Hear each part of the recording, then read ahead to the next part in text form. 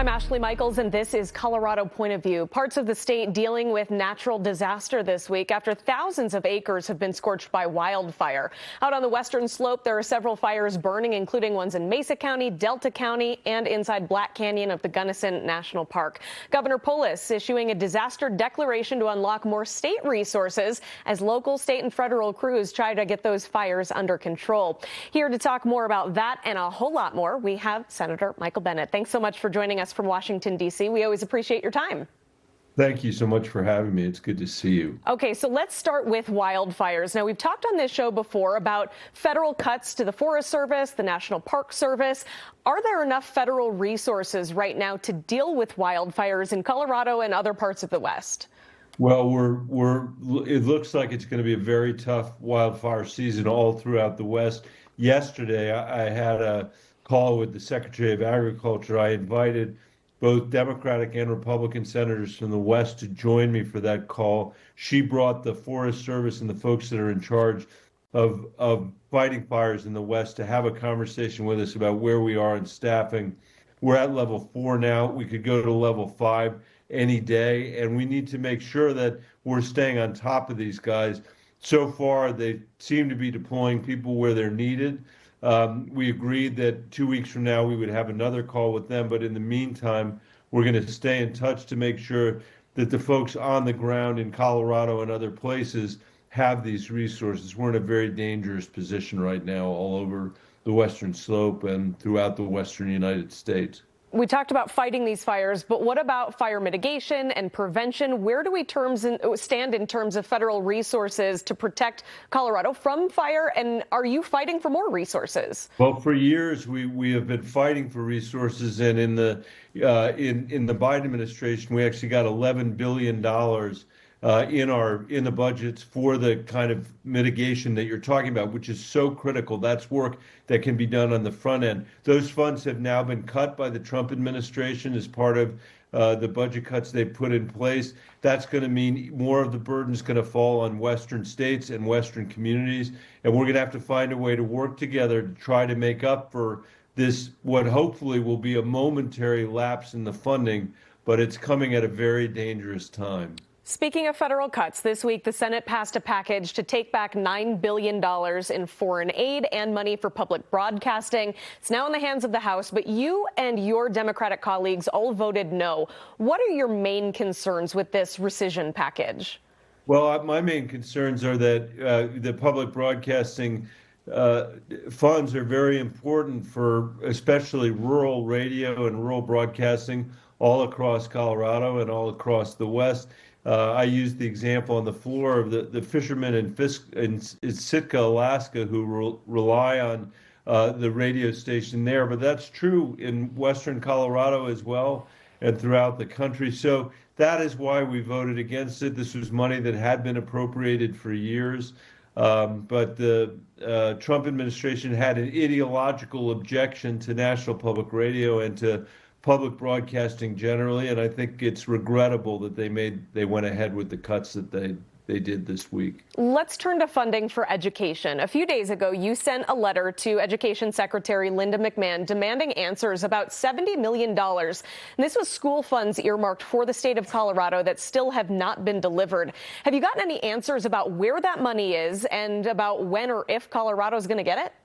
We have no idea where that money is yet. She has not responded, the secretary, to my letter. But let me just say that's unlike the public broadcasting dollars that you just talked about, which went through a process of what's called rescission on the floor of the Senate to take the money back. These guys have simply said we're not going to appropriate the money or we're not going to send the money to Colorado that's already been appropriated for education, for Title II, for Title I.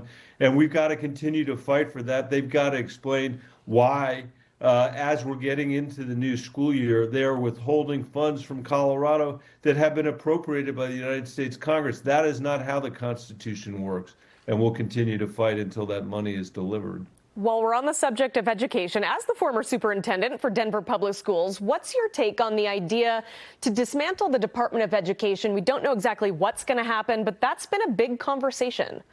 It is not going to help us do what we need to do as a nation. I don't think Donald Trump has any understanding what's going on in the schools, in classrooms of Colorado or the country. I am worried about it because our reading scores as a nation are lower today than they were 20 years ago, and kids all over Colorado are not being well prepared for the 21st century economy that we have. That's what kids want to be prepared for. That's what their parents want to be prepared for. So I think, irrespective of what Donald Trump is doing on the Department of Education, we need to face forward and, as a nation, commit to building a 21st century school system for our kids and for our grandkids. They're living in a system that was designed deep in the last century, and they deserve much better than that, I think.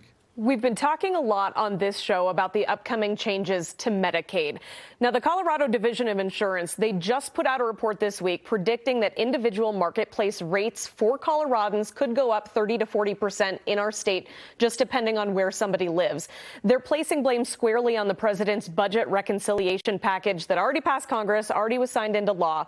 Now, since you are running for governor, what do you think governors should be doing at the state level in response to this? Well, let me say, first of all, that President Trump, the cuts that President Trump insisted on in Medicaid and our healthcare system were obvious before he passed them, and the effects were obvious before. So now we're seeing rates go up by 30%, by 40% in the individual insurance market because of the way our healthcare system is connected. And the reason for that is the more cuts to Medicaid, the more people that are uninsured, the higher rates go for everybody else, whether on Medicaid or not. And that's why this policy was so crazy. Look, in many ways, our healthcare system, from the vantage point of coverage and expense, is one of the worst systems in the industrialized world. You asked, as governor, what we should do. I think we're going to have to, first of all, contend with the terrible Medicaid cuts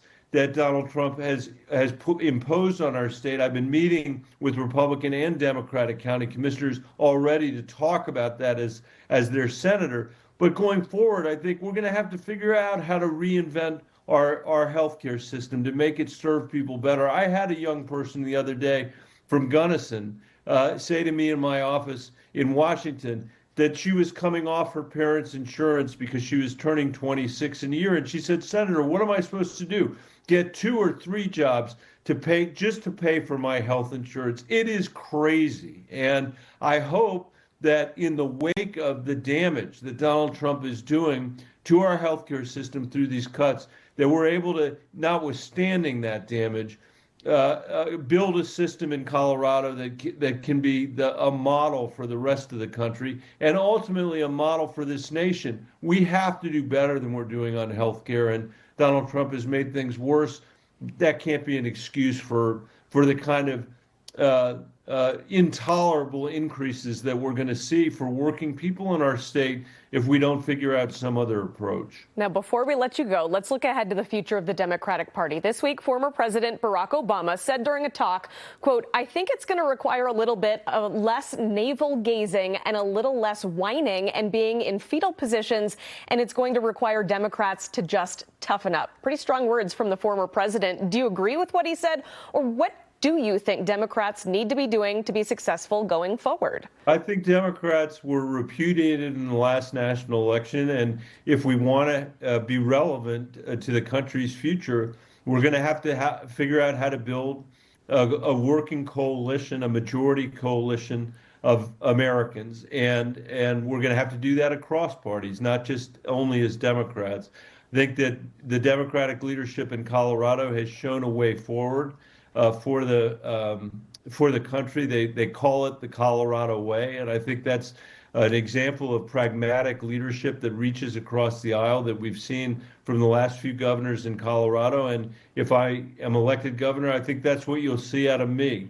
We've got to solve people's everyday problem, the cost of health insurance, the lack of mental health care that's available to people, the fact that our schools are not now preparing people as well as they could for the job market that we have. There are a bunch of things we can do together to improve the lives of people and to be able to make sure that every single kid that's born in Colorado can make a life in Colorado if they want to stay there. Too many parents feel like their kids are never going to be able to afford to live in Colorado. I think we can demonstrate democratic leadership and more important than that, leadership among all of us to give an example to the rest of the country of an economy that works for everybody, not just the people at the very top. That's what we really have to figure out how to do. And I think Colorado can lead the way. And I'm sure we'll be talking a lot more about that as the months go on.